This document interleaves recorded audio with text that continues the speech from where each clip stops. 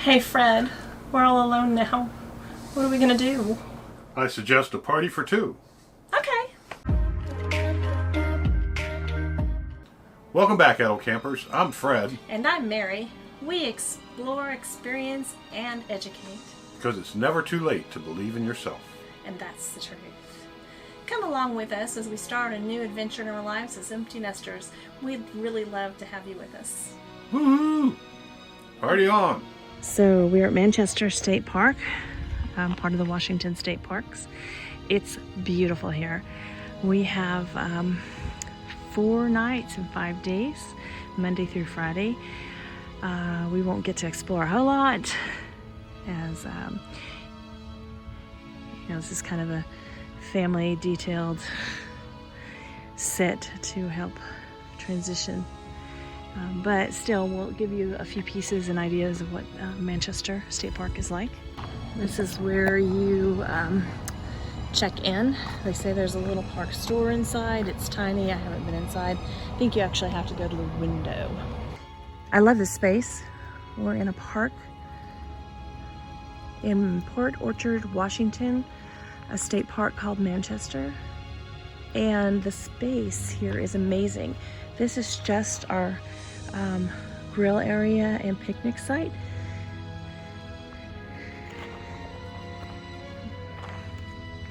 It's very jungly here. And if you turn it around, right above our picnic site, we have this beautiful spot to park our RV and a walkway down into our picnic spot, and still more room in the back. It's been a long summer, beautiful summer.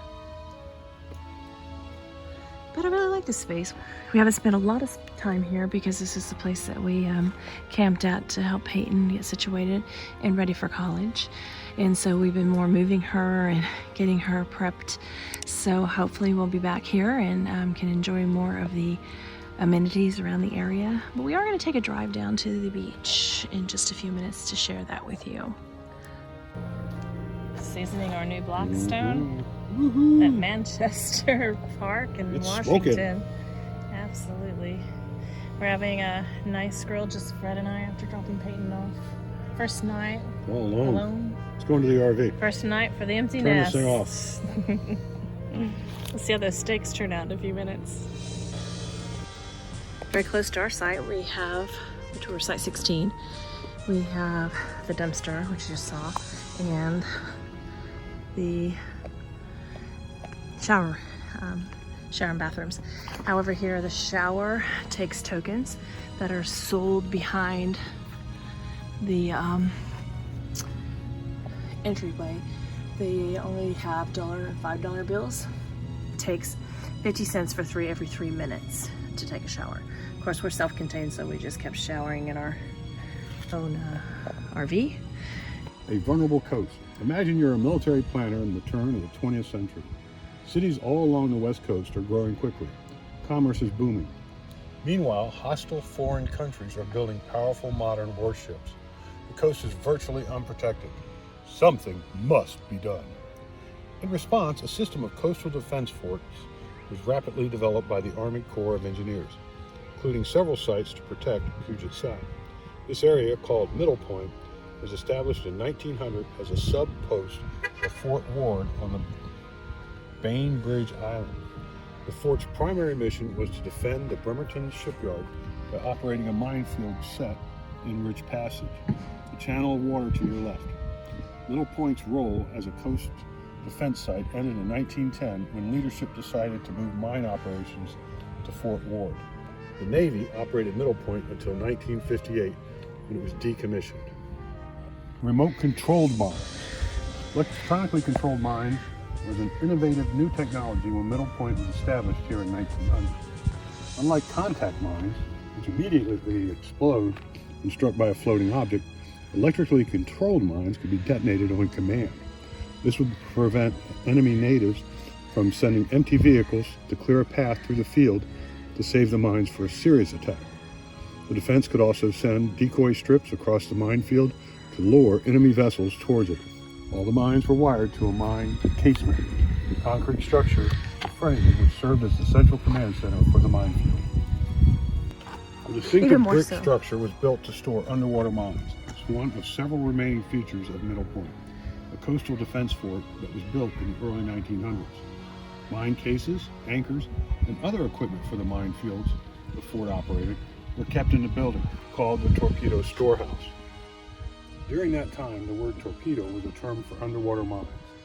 Controls for the mines, which operated remotely, were located in the casement, the concrete structure to the left of the storehouse.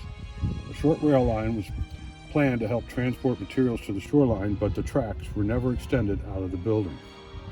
Well, there's your history lesson for the day. So we're at Manchester, right? Look at my ball. Oh, yeah.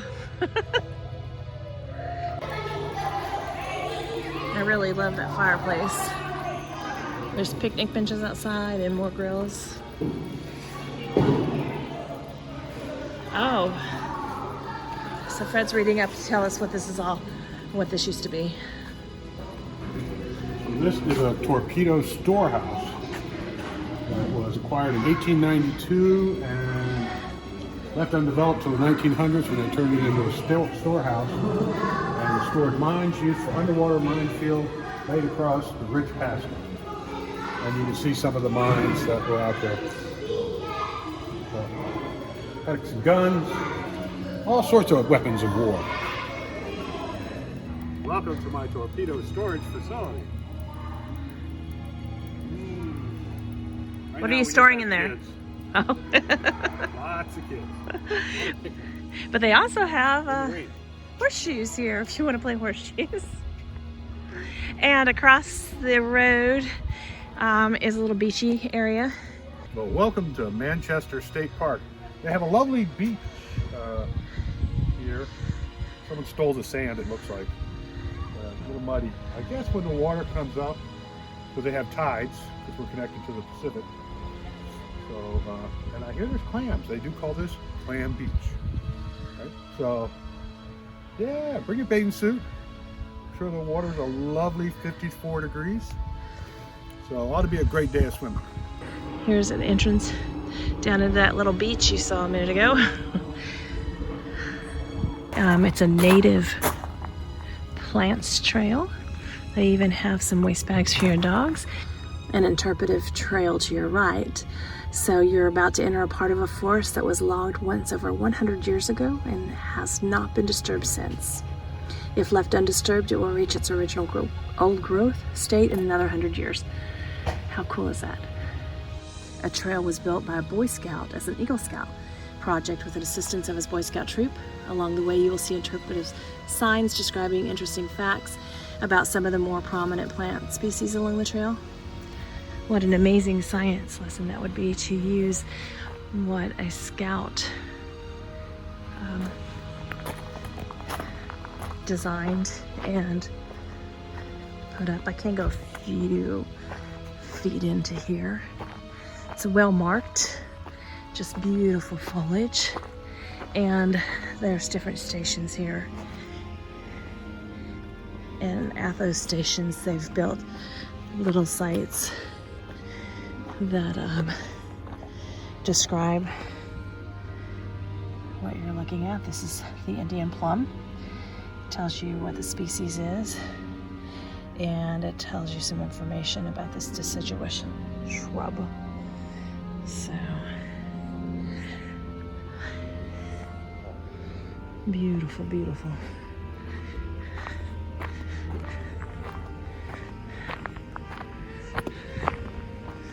And then we have the Oregon grape. But if you are at Manchester State Park and you are in Port Orchard, a great science lesson. And thank a Boy Scout, since the Boy Scouts did mark this trail and make it an interpretive trail for our pleasure.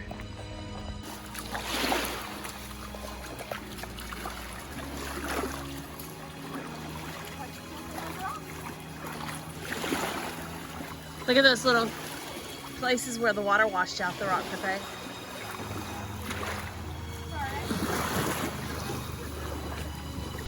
Getting ready to set up Peyton's room for school. My brother is trying to sleep. And my brother's trying to sleep in the next room because he works nights. I'll come help you. Wait, oh my goodness. It's a bed. We had to put it together. A bed. It's the bare room. Let's see it after Peyton is finished. What can she do with it? And this is how children read directions to figure out how to make a bed.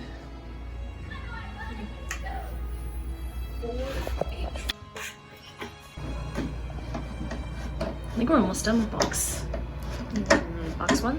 We still have like 6 or 8 little tiny pieces though, right? Yeah.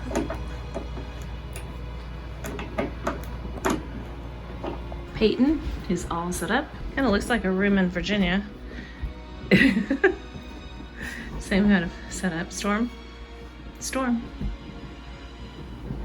She wants to check out the oscillating fan.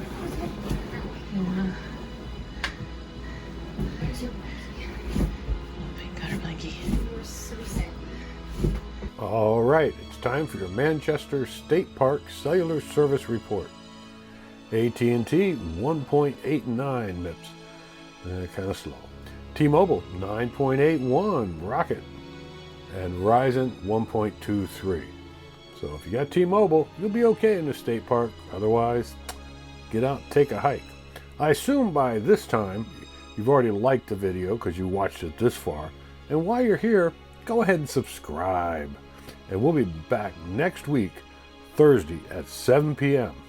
Eastern Standard Time. Thanks, and have a great day.